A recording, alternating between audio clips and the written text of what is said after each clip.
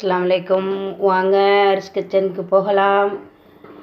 இப்போ நான் ஏன் இவ்வளோ நாளாக வீடியோ போடலை அப்படின்னு சொன்னாக்கா, நான் எங்கள் வீட்டில் கல்யாணம். அதனால் நான் 1.5 மாதமாக நான் வீடியோ போட முடியல.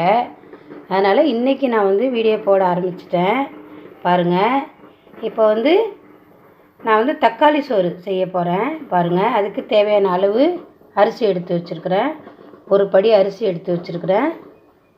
அதுக்கு தேவையானது வெங்காயம், தக்காளி, பச்சை மிளகாய், கருவேப்பிலை எடுத்து வச்சுருக்கிறேன். கருவேப்பிலை போடுறேன். மல்லிக்கீரை இல்லை, அதனால் கருவேப்பிலை போடுறேன். மல்லிக்கீரையும் சேர்த்துக்கிட்டால் இன்னும் சூப்பராக இருக்கும். மல்லிக்கீரை போடணும். அதுக்கு தேவையான மசாலா பாருங்கள்.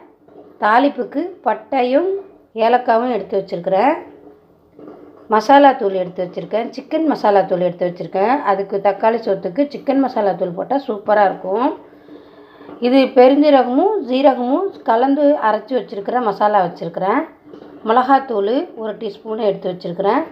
மஞ்சத்தூள் 1/2 டீஸ்பூன் எடுத்து வச்சுருக்கிறேன்.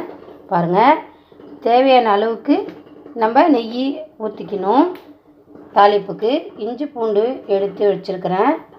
இது எண்ணெய். பாருங்கள், இப்போ நான் தாளிக்கும் போது பாருங்கள் நான் எப்படி செய்கிறேன்னு சொல்லிட்டு. இப்போ குக்கர் வச்சாச்சு அடுப்பில். இப்போ பாருங்கள், தேவையான அளவு நெய் ஊற்றுறேன்.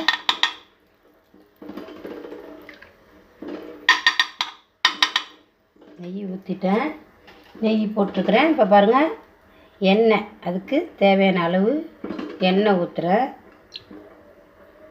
எண்ணெய் காயணும். பாருங்கள் பாருங்கள் இப்போ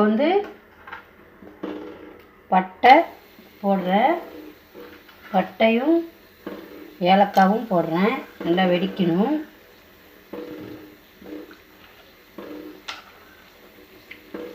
வெடித்ததுக்கப்புறம் இது பாருங்கள், சும்மா வாசத்துக்கு முந்திரி பருப்பு ஒரு 4 முந்திரி பருப்பு போட்டால் போதும். போட்டு லேசாக வதக்கி விட்டு வெங்காயம் போடுறோம். வெங்காயமும் பச்சை மிளகாவும் கலந்து விட்டு போட வேண்டியதான். போட்டு வதக்கணும். பாருங்கள், வதங்கிட்டுருக்கு. இப்போ அதுலேயே நம்ம கருவேப்பிலையும் போட்டுற வேண்டியதான். கருவேப்பிலை போடணும். கருவேப்பிலை போட்டோன்னே நல்லா வதங்கணும். நல்லா வெங்காயம் நல்லா வதங்கணும். நல்லா வதங்கினதுக்கு அப்புறம் கொஞ்சம் பொன்வறுவலாக வரும்போது தக்காளியையும் சேர்த்து அதிலே போடணும். அதுக்கு முன்னாடி இஞ்சி பூண்டு விழுது அதிலே போட்டு நல்லா வதங்கணும்.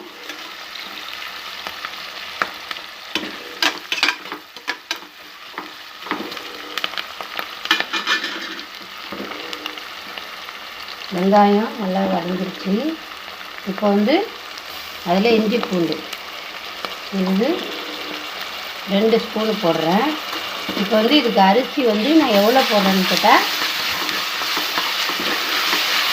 அரைப்படி போடுறேன்.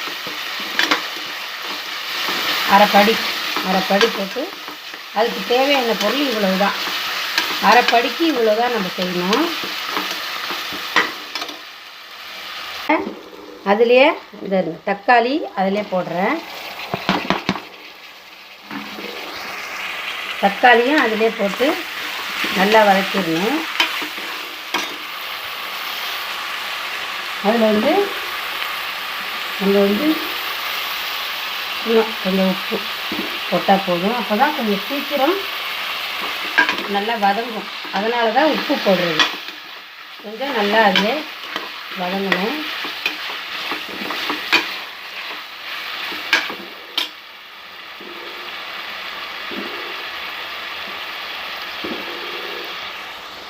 இப்போ பாருங்கள், தக்காளி கொஞ்சம் வதங்கி வந்திருக்கு.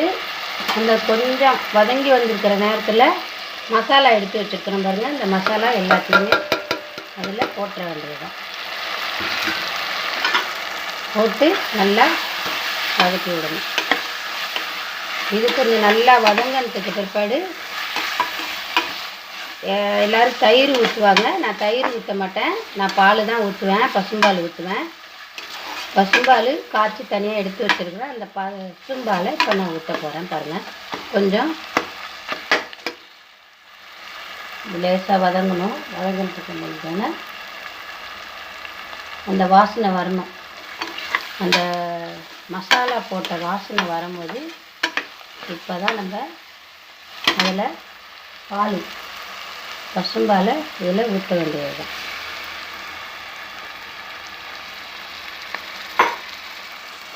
ஊற்றி நல்லா பாருங்கள், இந்த மாதிரி நல்லா அது பார்க்கவே லுக்காக இருக்கும், நல்லாவும் இருக்கும், டேஸ்ட்டாக இருக்கும். தயிரை விட பால் ஊற்றி செஞ்சு பாருங்கள், அவ்வளோ சூப்பராக இருக்கும்.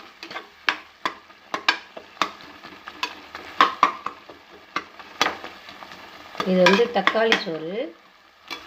தக்காளி சோற்றுக்கு இப்படி தான் செய்யணும். இது வந்து இப்படி நீங்கள் செஞ்சு பார்த்தாலும் பிரியாணி மாதிரியே தான் இருக்கும். இது கறி போடாத பிரியாணி சூப்பராக இருக்கும், அருமையாக இருக்கும். பாருங்கள் சார், நீங்களே சாப்பிட்டு பார்த்துட்டு எனக்கு கமெண்ட் பண்ணுங்கள். பாருங்கள், அரை படியால் தண்ணி, இதால் 2 படி தண்ணி ஊற்றணும். பாருங்கள், இது 2வது படி தண்ணி. இப்போ பாருங்கள், அரிசி கழுவி வச்சுருக்கிறேன். இப்போ வந்து நான் அளந்து தண்ணி ஊற்றிருக்கேன் இல்லையா குக்கரில், அப்போயே இந்த அரிசியை நம்ம போட்டுடணும். பாருங்கள்,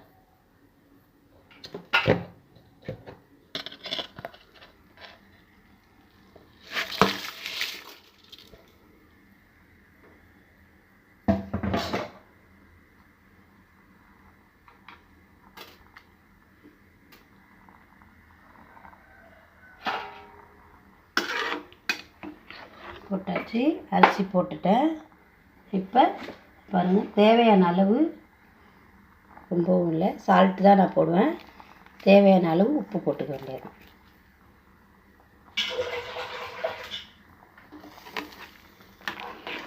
அப்படியே இதில் வந்து குக்கரில் வச்சாக்கா ஒரு 2 விசில் தான் விட்டு ரொம்ப இறக்கிட வேண்டியது தான்.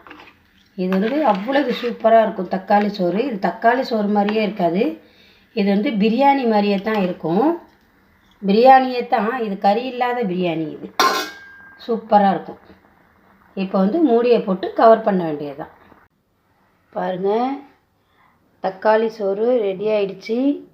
இதுக்கு வந்து தொட்டுக்க முட்டை சூப்பராக இருக்கும், அவிச்ச முட்டை நல்லாயிருக்கும். இதே போல் நீங்களும் செஞ்சு பாருங்கள், சாப்பிட்டு பாருங்கள். என்னுடைய வீடியோ உங்களுக்கு பிடிச்சிருந்தா லைக் பண்ணுங்கள், ஷேர் பண்ணுங்கள், சப்ஸ்கிரைப் பண்ணுங்கள். மறக்காமல் பெல் பட்டனை ஆன் பண்ணிவிடுங்க.